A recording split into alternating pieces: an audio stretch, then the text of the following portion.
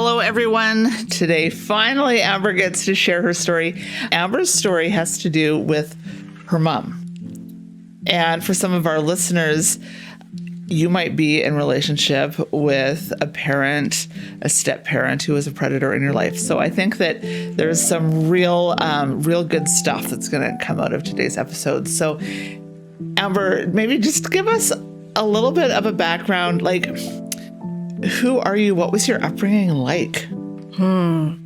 Well, I was raised by a single parent. So she was a very independent woman at a young age. I used to call myself an oops baby. I was born to parents that were not married, which was kind of normal now, but not so normal when I was a child. They were hippies. They were traveling. So I came along, and my mom really never talked about my birth father. Even to this day, he's never really mentioned. It's always a big issue if his name or anything comes up. The room kind of stands on edge. It's funny how you know as a child never to bring it up. So she had a big introduction to him when I was 21 or 22. So many years of not talking about my father and feeling like I had to defend her from the abuse I would get. Like, where's your dad? You don't have a dad. So single parent home. She was in a lot of respects kind of progressive. She would have a great job. She would work hard. She bought houses. All those great things, put me into private schools, but private Christian schools, and just kind of experienced life through that lens of being in she found a religious community, a faith community when I was a child. So that became my whole world as well. So there's a lot of kind of religious abuse mixed in there. But yeah, it was just, it's hard to, I think when you're in a situation where you're the child, it's kind of hard to separate, oh, I just met this person and we fell in love because they gaslit me. This was my experience from birth. I was a child of a single parent home. Yes, I was left home a lot. Yes, I have a lot of memories of being yelled at as a child or being blamed for things that she experienced so it's a bit more discombobulated. It's a bit more sporadic, and you don't really know, you don't have terms like abuse, emotional abuse as a child, because any situation you kind of defend your parent weirdly, which is parentification, which is you feel responsible for your parent because they want you to, because in history, my mom came from a lot of abuse. So I was raised in this kind of environment of abuse, but yet not talking about it, yet she's doing better than what she came from. So it's a bit confusing at times. But when I was a later teenager, my mom decided to marry. And it came really abruptly and really swiftly. She was within 3 months, she was secretly on the phone with the man. She went and saw him a few times. She all of a sudden announced, "You've got a new dad," which I didn't really appreciate. You can call him dad, which was not fair. And we started a life with my stepdad, who's actually turned out to be a really great man, really kind man in a lot of respects, has his own issues. And from that came my stepsister, she's my full sister.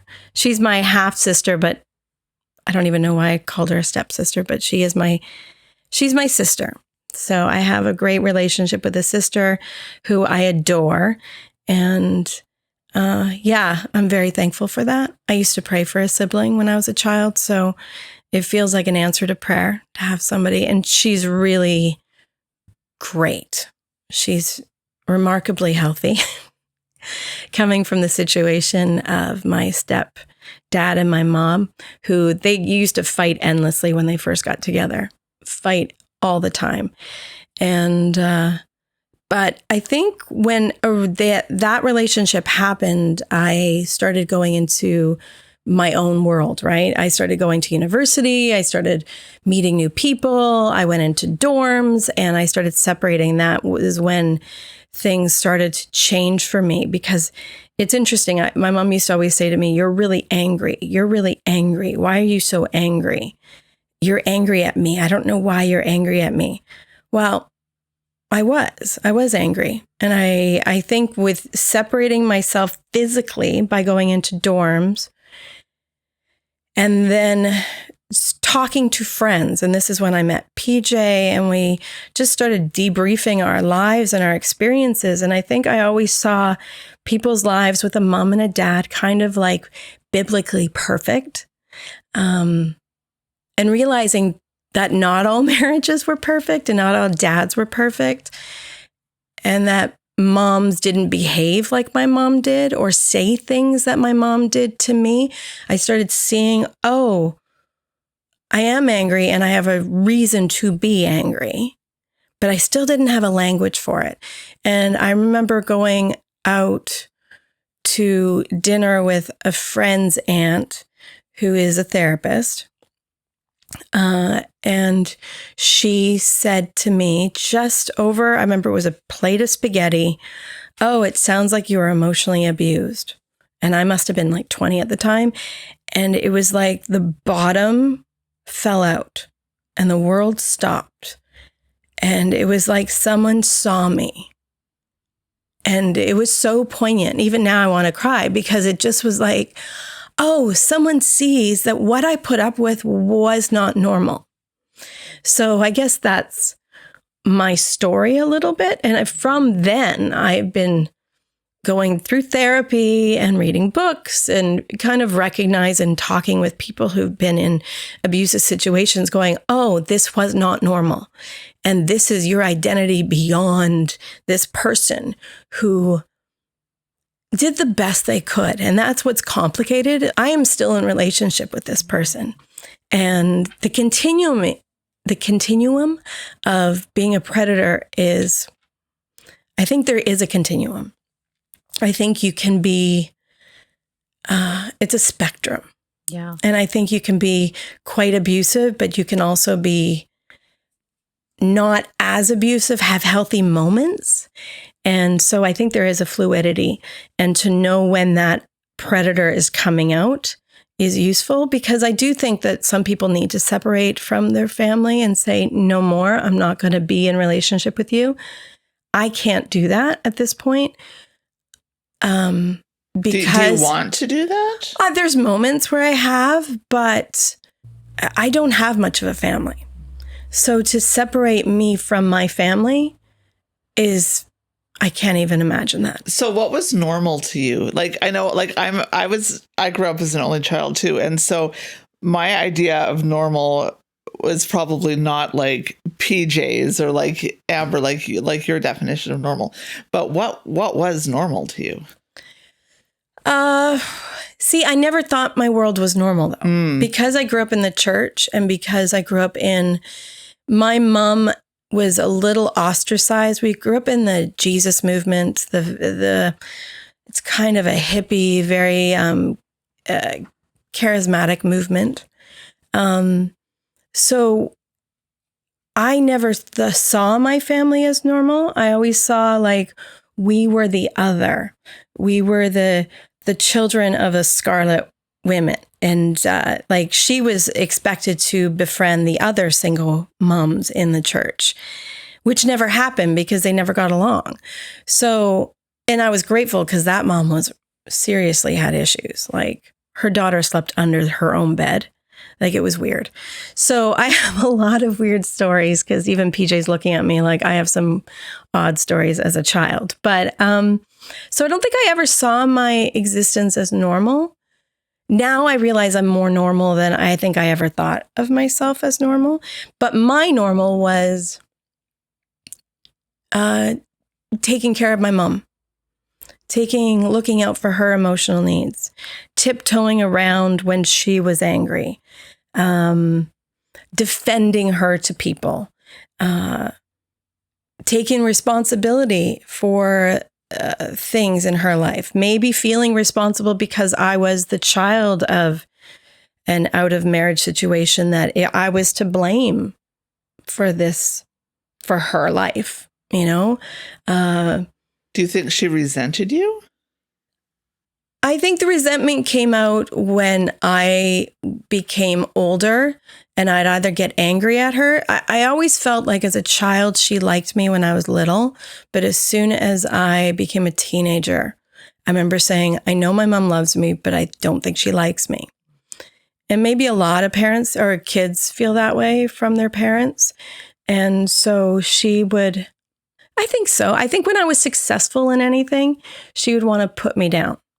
Even to this day, she would even say that her job was to make sure I didn't get a big head. So that was her job throughout my life.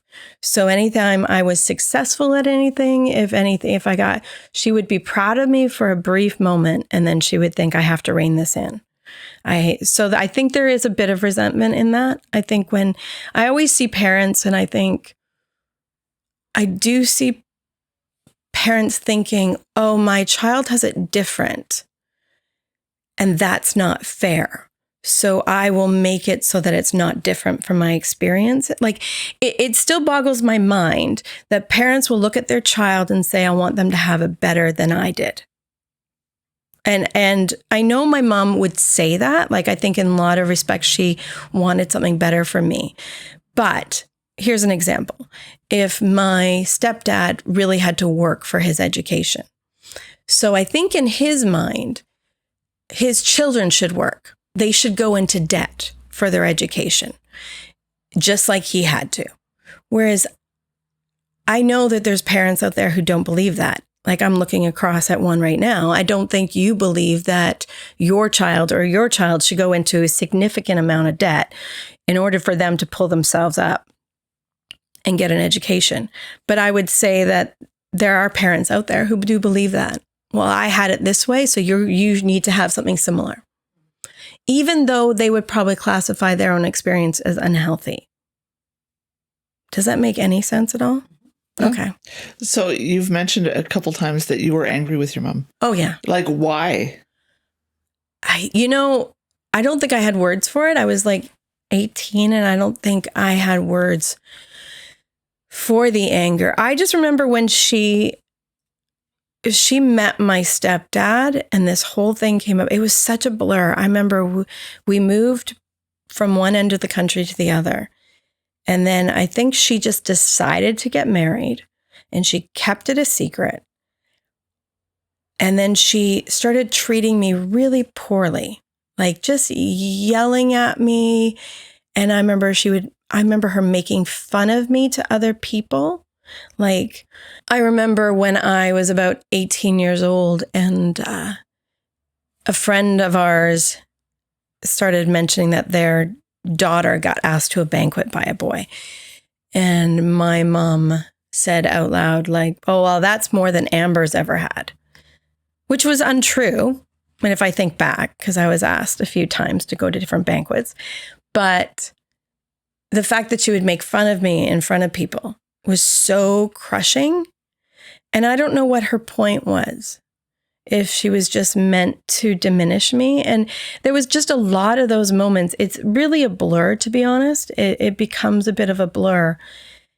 And just feeling out of place and even visiting my new stepdad and in his house, there was no really attempt to make me feel welcome.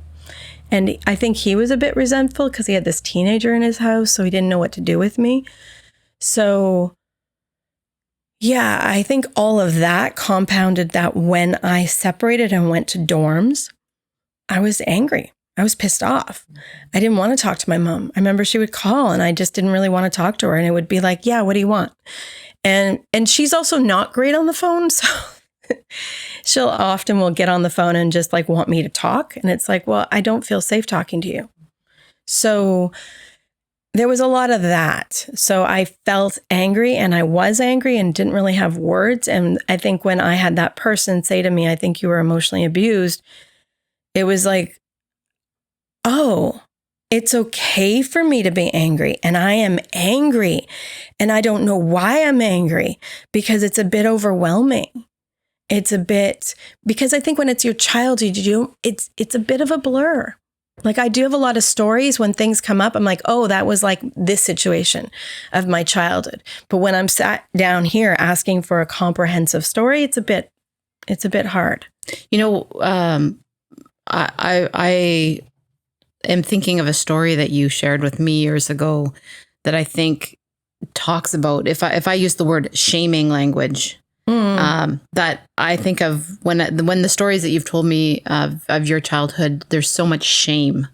I think that was a tool that was used. I think of the story where you were doing so well in school. Yeah. Do you remember that? Can you share that? I think shame was the tool, this person's number one tool to control me. Even to this day, shaming language is their number one tool. So this is where it's all mixed up with good stuff as well. When I was really little, I didn't want to read. So I went to this Christian school with non-certified teachers, and they said, well, Amber's just not as intelligent.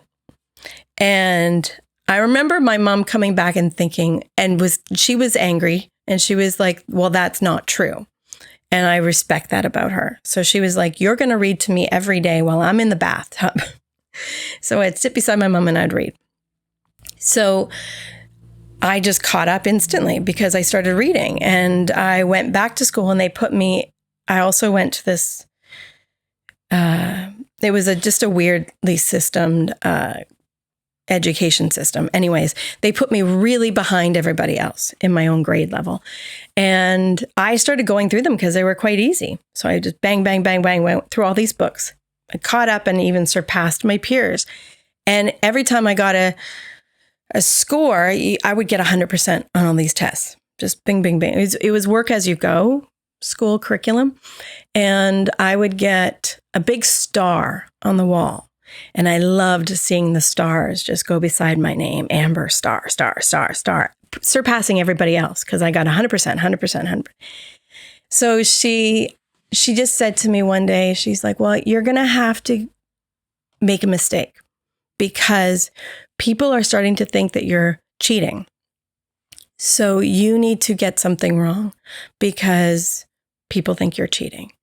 And I have this really strong core of what is right and what is wrong inside me, even at that age. And I'm thinking, why would I purposely get something wrong in order to make other people feel good? Because that's not true. So I remember just being kind of like, no, I don't want to do that. And then the next test I took, I got something wrong. And I was so devastated that I had to be let out of the classroom because I was bawling because it meant my mom was right. It meant God was on her side and he wanted me to get something wrong. And yeah, it was such a weird situation. And you kind of think you see this child overreacting from a mistake. But to me, it was more than that. It was that this person, what they were saying was true. That people are looking at me going, she's cheating. And there's something wrong with her. And you got to not be so good that other people are threatened by you. And that it's been a consistent, like the thing about having too big of a head. I think this would be a situation where my mom would say, yeah, she was getting too big of a head. So I had to pop it. You know, one of the things that I've heard about children of predators, and I want to see if this is true for you, but as a child, your job is to be good enough to make them look good, but not so good that you outshine them. Yeah. Was there truth to that for you? Yeah, because even as a high schooler, even around 16, 17, I would start getting male attention. Pretty blonde girl. And I just remember thinking I could look pretty, but not too pretty. And I would always be super conscious of that. And I'm not sure where that came from, but I think that came from the messaging of my mother. It's like, you can be good, but not so good that people think you're great and that you get a big head, or that you think you're great because then you have a big head. So it was constantly telling me, you don't know who you are. This is the other thing. You don't know who you are. I see who you are, but who you feel you are is wrong. Mm. So I would say, well, I'm this. And my mom would be, no, you're not. No, you're not. So I'm powerful and strong and a little bit whimsical. No, you're not. You're sensitive. You're too sensitive. I know you better than you know yourself, which is something that was repeated to me. And again, as a child, made me super angry. And I think of even in the Bible where it says, don't spur your child to anger. Yeah, I understand that, because who I am as a person inside my core does know who I am. But here you having somebody who's gaslighting you continually. You think you're something, but you're really not. You're not that great.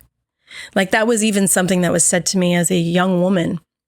I remember sitting in my bathroom and on the phone with my mother, and I had decided I was going to put myself more into performing and into more acting classes and all that stuff. And I was like, I really feel good at this, Mom. I feel good at this. And she went, well, I'd only be proud of you if you were a missionary in China, but not as an actor.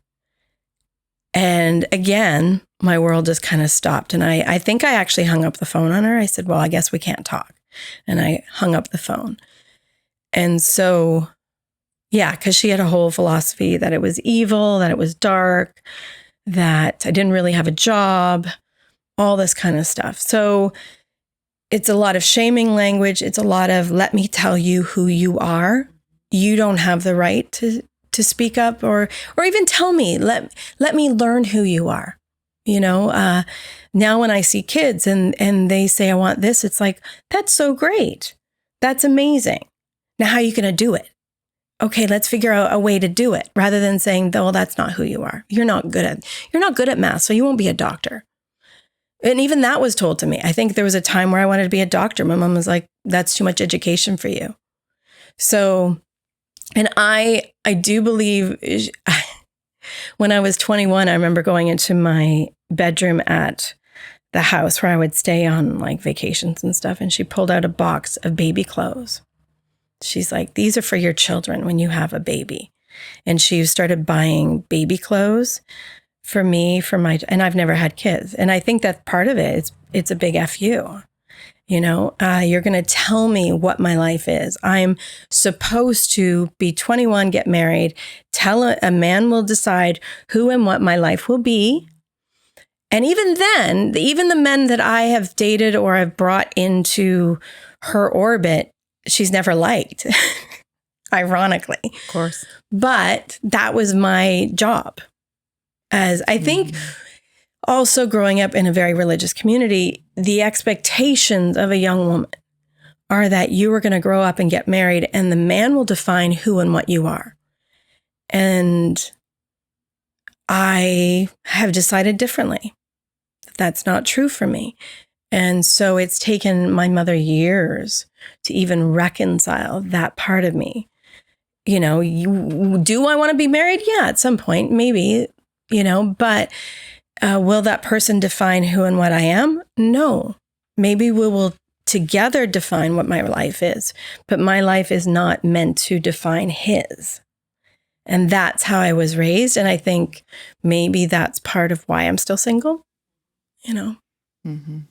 So, you know, it sounds like there's so many techniques being used on you as a child. Shame is probably the most powerful. Mm-hmm.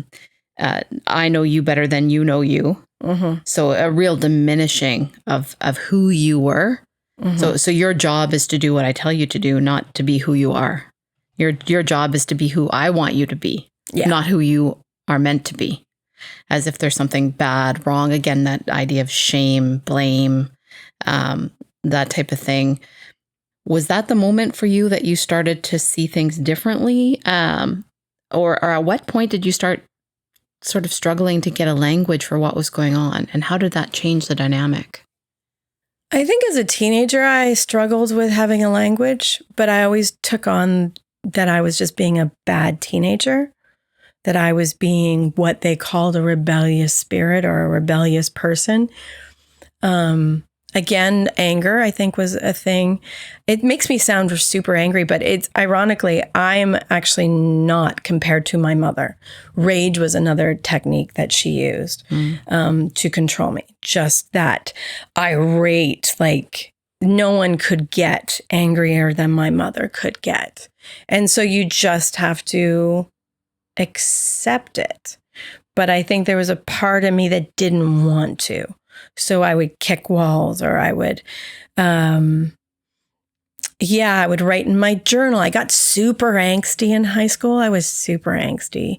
I loved, brooding music, but it makes me sound cool. But I put on like show tunes. That was my brooding music, was like ballads of Phantom of the Opera, like so ridiculous. But so I think there was a part of me in that sense always knew it was wrong, but I think that but therapeutically, I don't think I had a language for it. Because even adults, like in the community that I was raised in, that's kind of how you were with your children, right? Mm-hmm. You were told like, spanking and you need, like even in the community of the way I was raised, it was like your children are meant to serve you. They make you your breakfast. They serve you your food. They wash the dishes.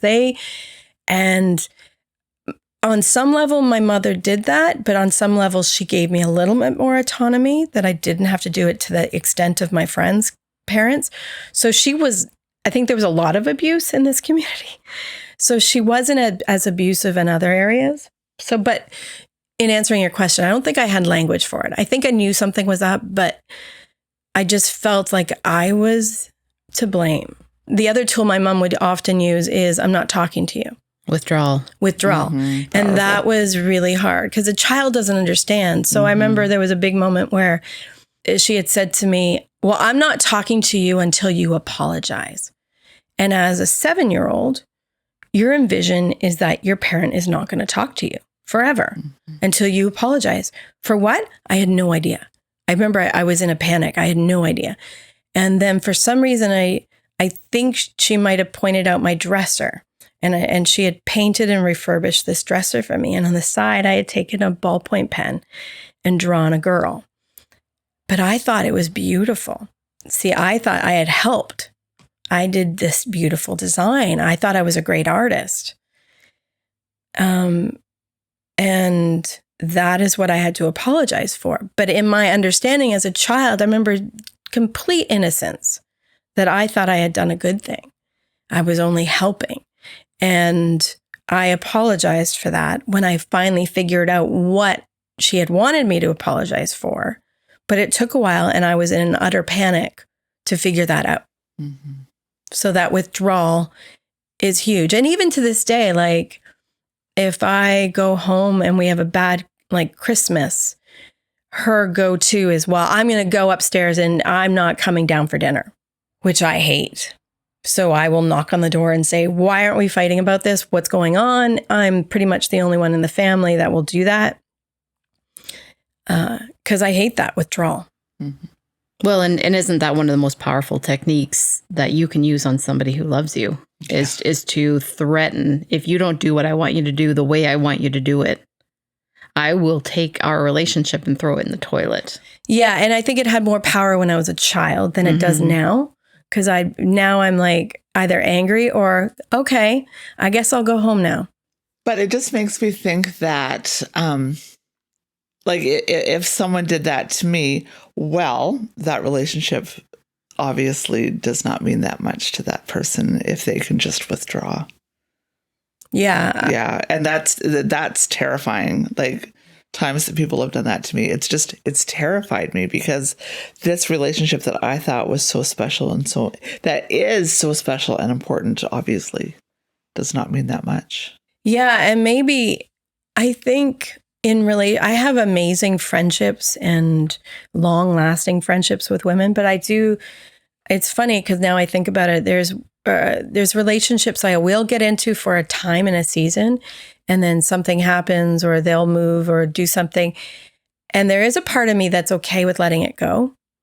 And I don't know if that's just too easy for me now because I was grown up with a parent who kind of was always doing that to me, that maybe now I can do it a little. Like, I think certain relationships, like PJ and I have known each other for years and years. So that would be devastating. But say if somebody that I've met in the last 2 years just doesn't call me or want, there is a part of me that can go, okay, bye. I don't know if that comes from my abuse as a child, being able to disconnect those things because I had a parent who was always kind of emotionally disconnecting from me. I don't know.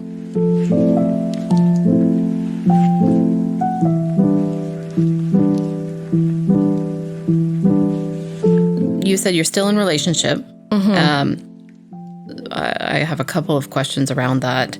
I guess the first one is, how do you make that relationship work? And what are sort of the pros and cons about being in a relationship that you need to make that type of effort to make it work? I have to say, the good thing about my mom, like I said, it's a spectrum.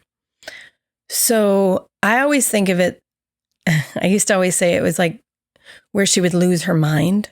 Like when she gets super fearful, that's when this predator comes out. When she gets fearful or gets hurt or she's in a different frame and you kind of don't know when you're going to catch her. So I think limiting my visits is always good. Limiting the amount of time I'm there is really good. I think also whether or not she's in a good space. She's in a better space when she has done some therapeutic thoughts. Like, she hasn't gone to therapy because she doesn't really believe in it, but she does still have a relationship with God. And I think there is a part that's softened her in a lot of respects. I think having my sister come along later, and I had to defend my sister a lot. I kind of jumped into the breach for my sister. That has softened her. I think age has softened her as well. And I think she has a lot of regret with me. And I think that regret is to my advantage, that she has that regret. Has she ever apologized? Not for specifics as a child, because she would probably argue that I remember things wrong. But because she'd be like, you don't forgive and forget things. And it's like, well, it's hard to. Or things that I think are funny, like the church we grew up with, that some of the beliefs or the things that we would do, I would bring up as a kind of thinking as a funny story. And she's like, oh, that's not cool. I don't like to bring that up. So she doesn't really want to be reminded of the things that we experienced when I was a child. But she does now apologize in small ways, which is surprising. So this past Christmas, I can't remember what happened, but she did something and then she said, well, I'm sorry that blah, blah, blah, blah, which she never would have done before. So that was surprising. So yeah, she does change. And I did have a therapist recently in the last 2 years. I remember talking about my mother and just kind of, because I really know that there needs to be a detached, you need to detach from the enmeshment. And it's hard when you're growing up as a single child with a single parent, there is going to be enmeshment. Not that ideally, I guess there wouldn't be, but there has been in my history. And he said to me, he's like, well, I don't even know why you visit her. I don't even know why you go there. And I remember talking to you, PJ, about that. And you said, this is what this person said. And you said, because that's your only family. And yeah, that's true. That is my only family. So that's why I'm in relationship with this person. But I have to be continually on guard. So it isn't super restful. Sometimes I am on guard. I have to be prepared to do battle. I remember this therapist said to me, because the other thing my mom would often call me is too sensitive. So again, there's a naming. You're this, you're that. And so you're too sensitive. And so the sensitivity was always, I shouldn't be so sensitive. But then there was a part of me, it's like, I'm a performer. So a lot of my sensitivity is why I'm a creator, why I'm creative. And so it's a blessing.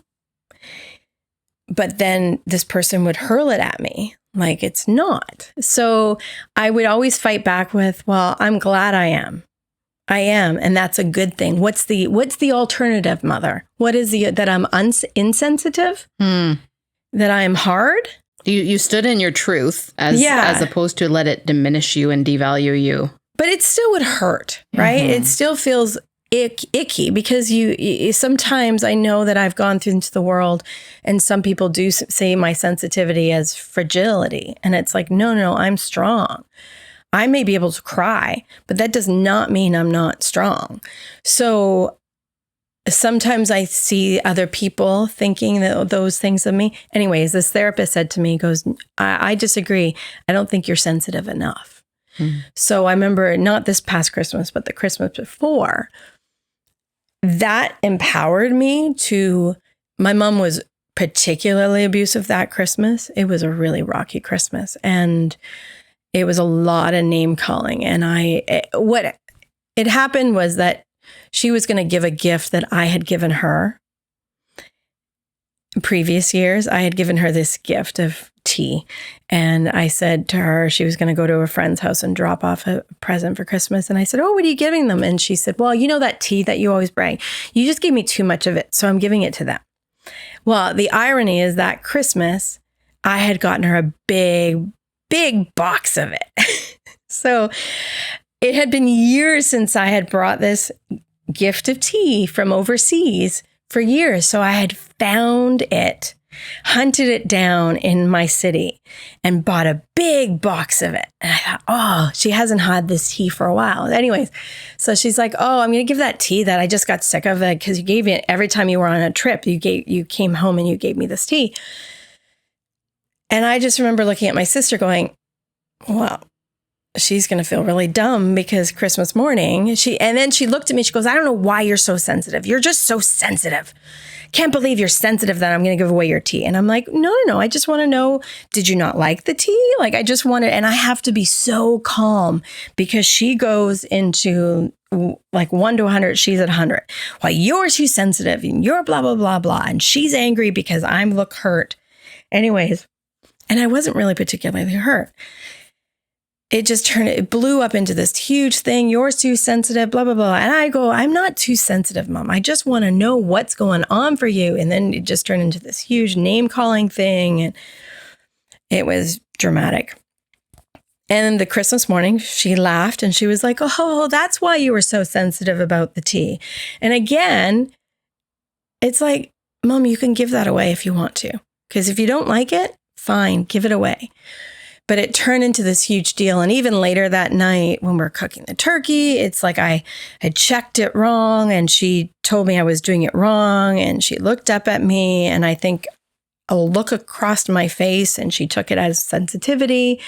And she told me that again, I was too sensitive and she's just going to go to bed because I had ruined Christmas and that Christmas is over. And I was just like, again, here's my mother rejecting me.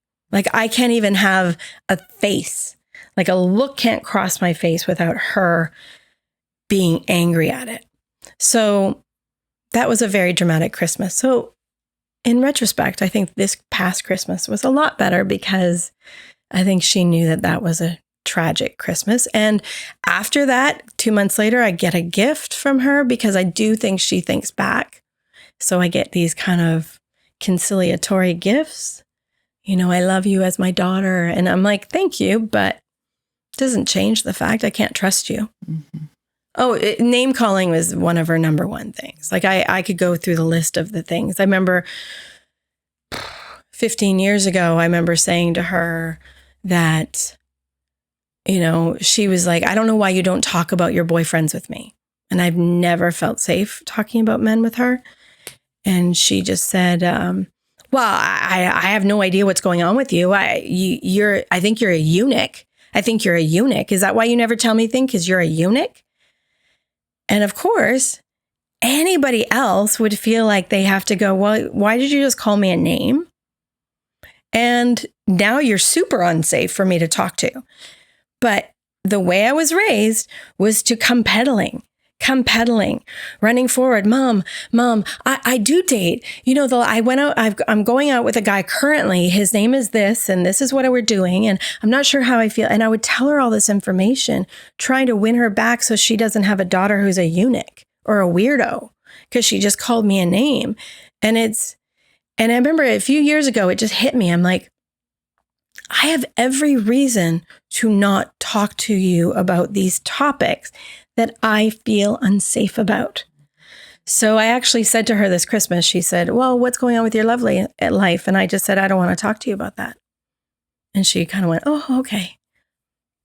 But I was like, no more am I going to peddle.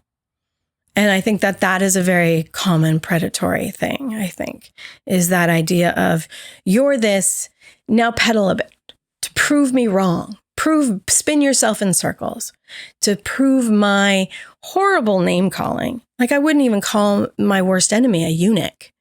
Like, what is that? I can feel those words. They hit so hard. And I think two things stick out to me personally about that. And I don't know about you, Jill, but the two things that stick out to me are one, again, this technique of using what's beautiful about you against you as a weapon. So it's not that you're sensitive and that's beautiful about who you are, right? Because you're empathetic, you're compassionate, you're kind, you're thoughtful, I think any mom would be so blessed to have you as a daughter. Think about the depth of compassion you bring her after all these years and all the insults and all the gaslighting and all that kind of stuff. That is then used against you as if that's a deficit, right? And it's used against you as a reason to withdraw from you. And so you tie those two things together. When you tell me how you feel, I withdraw and get angry. And so that is such a damaging experience. Classic predatory behavior. Absolutely. What I wrote down was taking your emotions that are absolutely valid and accusing you of being manipulative. Yeah. And that's wrapped in a gauze of shame. Sure. I feel there's something wrong with you. I'm going to say that. And maybe she feels that about herself. So I'm going to put that on you. And that, I think projection is a huge one for her. Now in hindsight, with all my therapy, I can look at her and she will say, we'll be in a movie theater and the people in front of her will get up and leave midway through. And she'll turn to me and she goes, yeah, they're leaving because of me.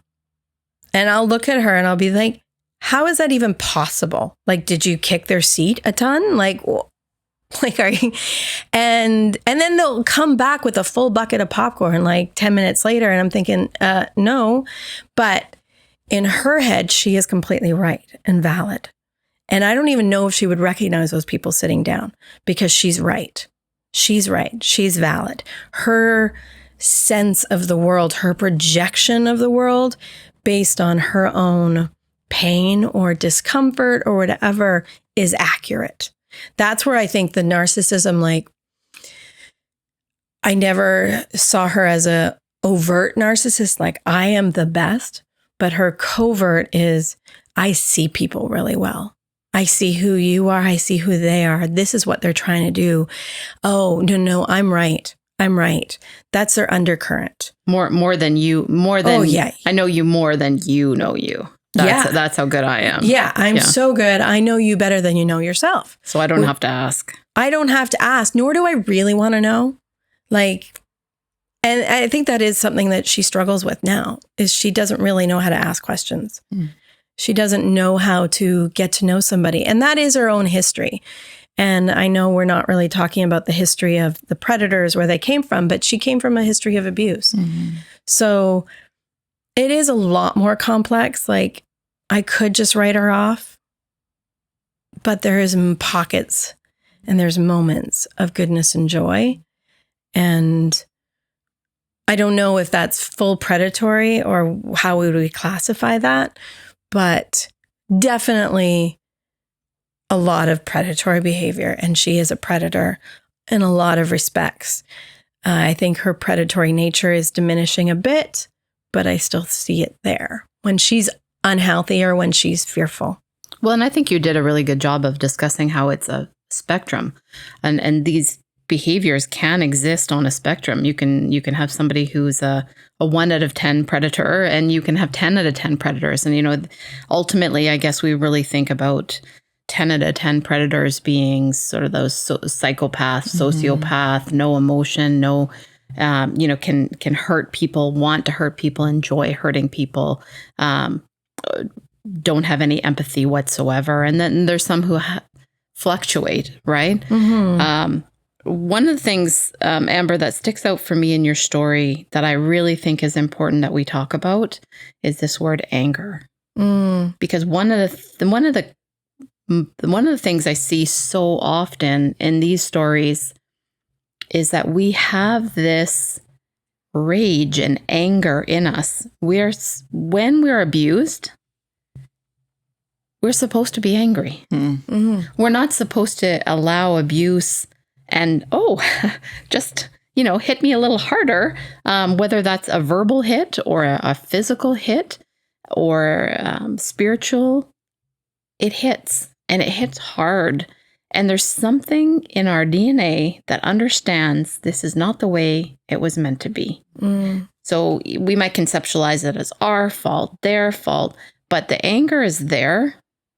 And I think it's really fascinating because when you think about this anger now, was that your fire? Was that your core self? Was that the authentic you rising up and saying, it is not okay? Oh, for sure. And even to this day, I see anger as a fuel. It's still hard for me to recognize, be okay that it's okay. Because it was such a tool by her to be angry all the time. So you kind of don't want to be that person. It's like when you feel the anger coming up, it's like, oh no, I'm being just like this person. That's a predator. A predator is angry. I'm not angry. I can't be angry. So I would feel it and be uncomfortable with it. And what I did as a child, and this might speak to some people in our audience, I would self-harm. So I had anorexia as a child, like a teenager. I didn't eat, which is a form of self-harm, but I would also hit myself. And I know it's not cutting, it's not all those other things, but I would actually physically hit myself, kind of doing what this emotional abuse was doing. So I needed a physical outlet. And if I could just hit myself hard enough, I wanted to hurt myself. I wonder if that's actually the desperate attempt to put a language to what's happening. Yeah, I remember I was like 20 something, and my mom was in the car and my sister was in the car. This is another thing. And before we got into the car, my mother said to me, I wish you'd just get married. Again, common thing. And I just thought, I'm going to really speak to her just honestly from my heart. Because before I would kind of shut it down, or I'd make a joke, or I would kind of say something like really sheepishly, like really quietly. And I just said, Mom, I'm dating and I haven't found somebody and I'm just feeling frustrated by it and I'm feeling a bit heartbroken. And I just remember as I was talking and I was driving my car, I went 2 blocks, I looked over and her jaw was set in fury. Like it was this jaw of, I can still see it, just angry. My sister was in the back seat. She was little. And she just said, let me out of this car now. And I just was like, I did something wrong. I messed up. I am here I am trying. And I remember that I'm going to pull the guard down. I'm just going to be raw and naked in front of her. I'm going to be vulnerable. And it was like someone just kicked me in the nuts. And then she took my sister and walked somewhere and I was in the car and I remember just like, I want to drive into a wall right now. Now, I'm not suicidal. But I don't want to feel this bad about who I am. I am so defective. The person that gave birth to me doesn't want to be around me. Well, that's what I'm thinking of, is that wanting to drive into a wall. It is in some ways you're trying to express. I'm wondering if in that moment I'm trying to express the depth of pain and trauma that someone I love just caused me, to the point where I want to die. I mean, it's like taking a baseball bat to your heart, smashing it on the ground. Who wants to keep going after that moment? And if you don't have words, then you're going to use action. Yeah. And I know for me, I especially as a young woman, I was particularly vulnerable about my relationships with men because I had a father who left when I was a baby. So it was always a bit more complicated for me. So here I am as a 20-something, early 20-something, and just this amount of rage that was directed at me for being vulnerable. Thankfully, I had people on speed dial. That aunt that I mentioned and another really good mentor friend that this is where you could use your cell phone in your car. And I think I called them when I was in my car, and I just was like, this is what happened, and just had a good cry with them and kind of talked down and just kind of then was able to turn around. I don't remember what it was like when I saw my mother after that, because she was staying at my place.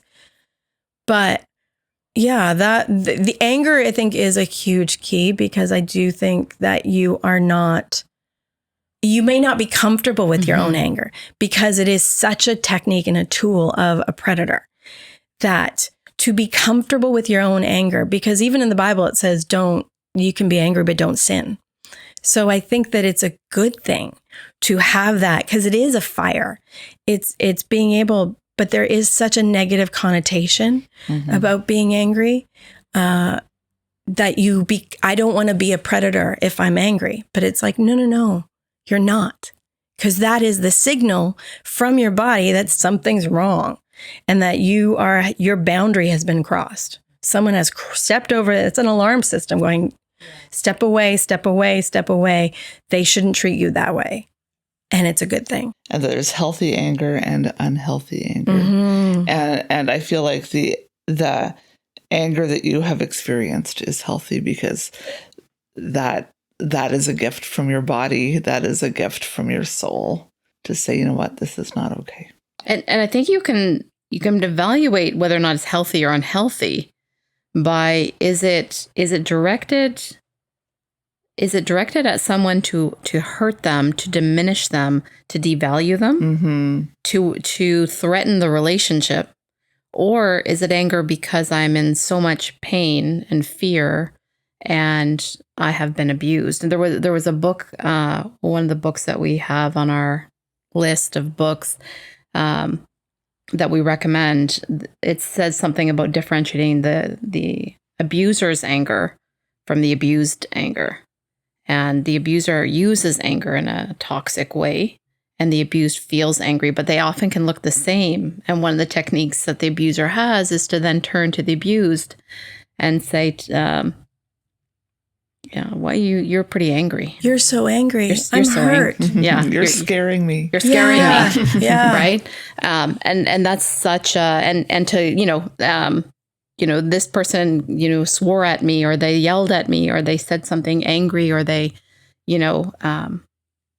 they punched a wall or something like that.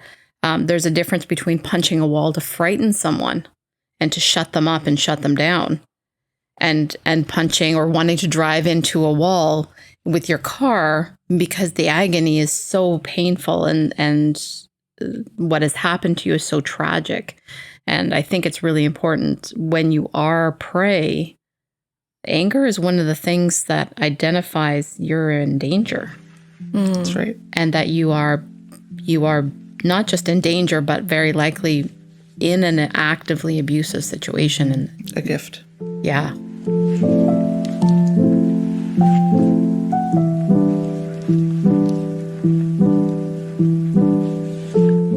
The other thing I'm thinking about is the fact that when serious conversations need to happen or occur with your predator, there's a tendency to want to, or if you're a person that's been abused, you tend to tiptoe around those conversations or tread lightly or have to navigate those conversations in a way that they can hear you. And I think that that's a symptom too, because I know I can think of emotional times for my mother. I remember her aunt was dying and it was very emotional for her, but I wanted some history of our family.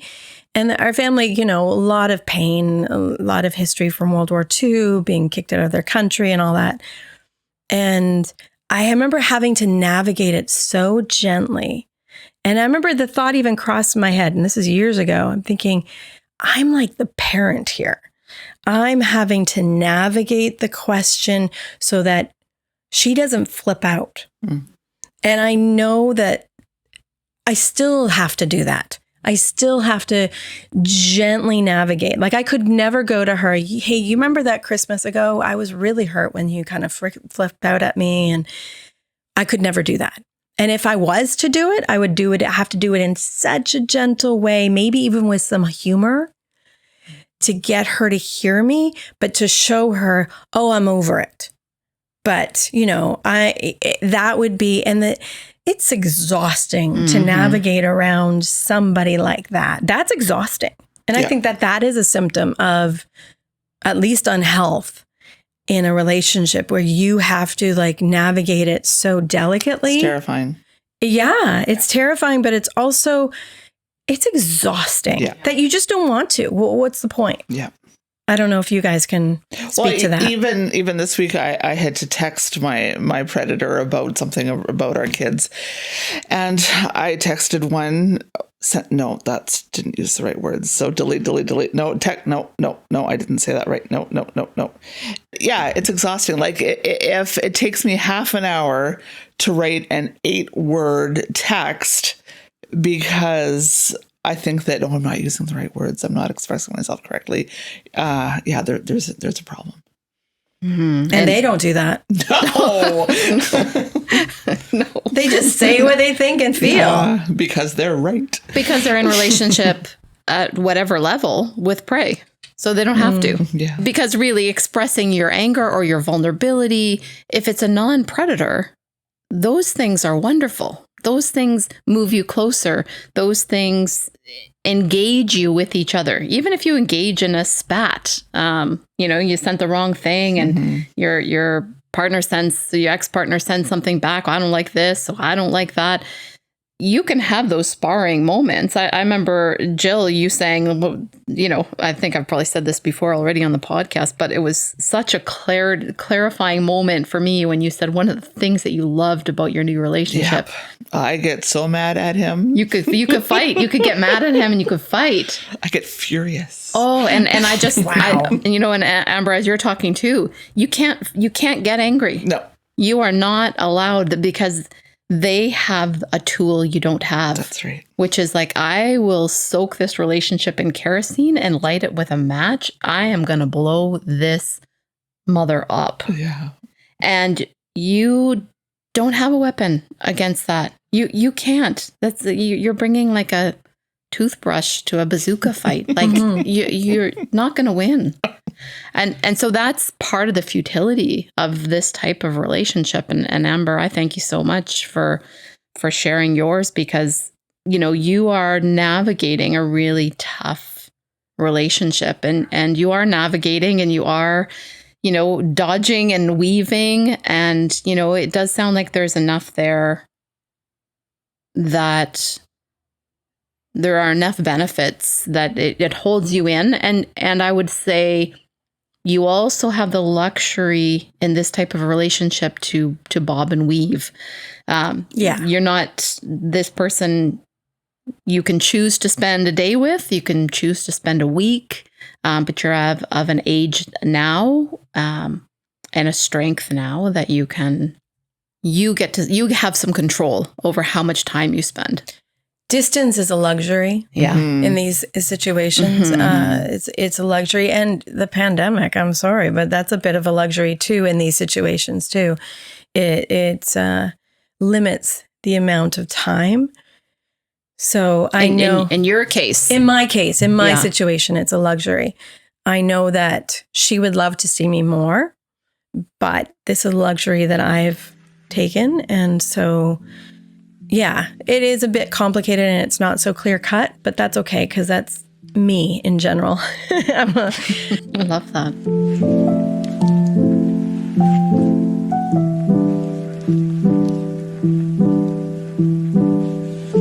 So as in our previous episodes, we've talked about our predator awareness kit. So what are some tools that we can carry with us as we journey through society? And sometimes we do meet predators.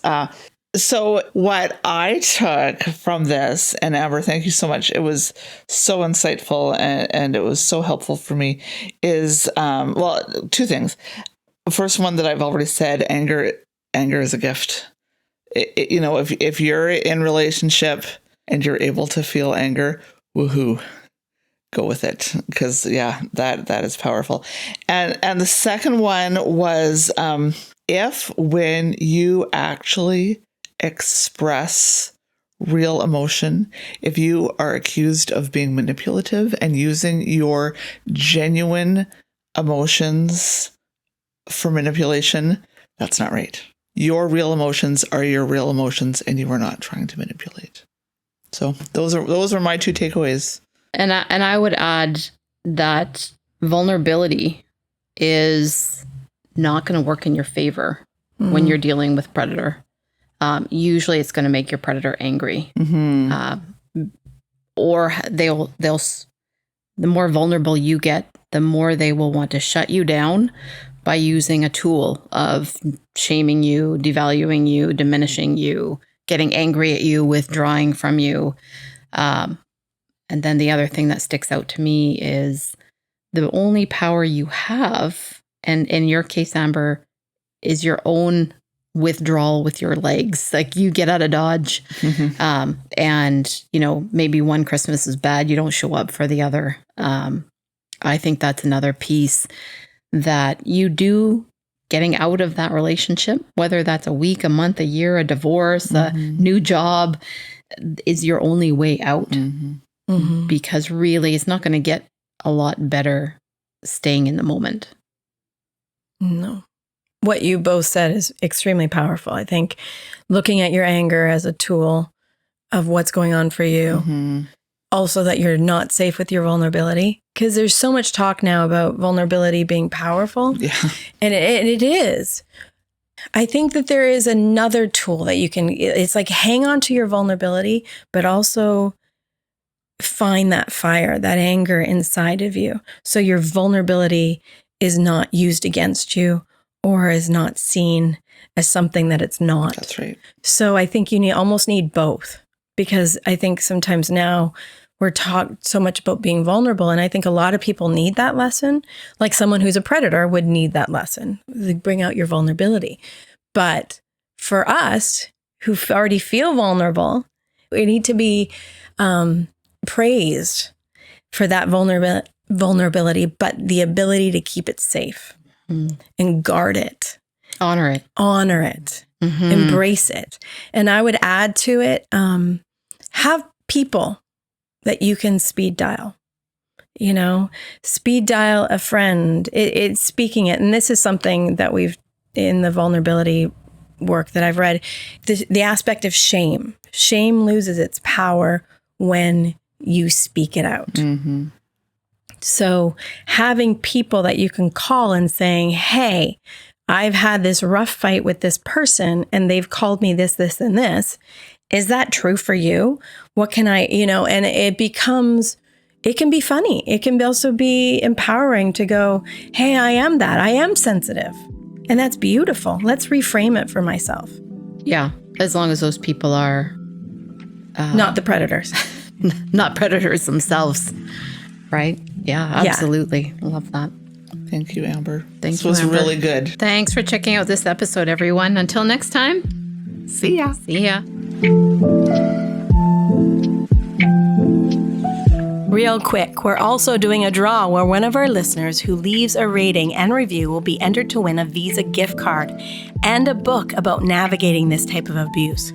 So anyone who leaves a rating and review, remember to do both or it won't count, anytime before March 31st will be entered to win a $50 gift card and will receive a book from our preferred reading list. So head on over now before you forget.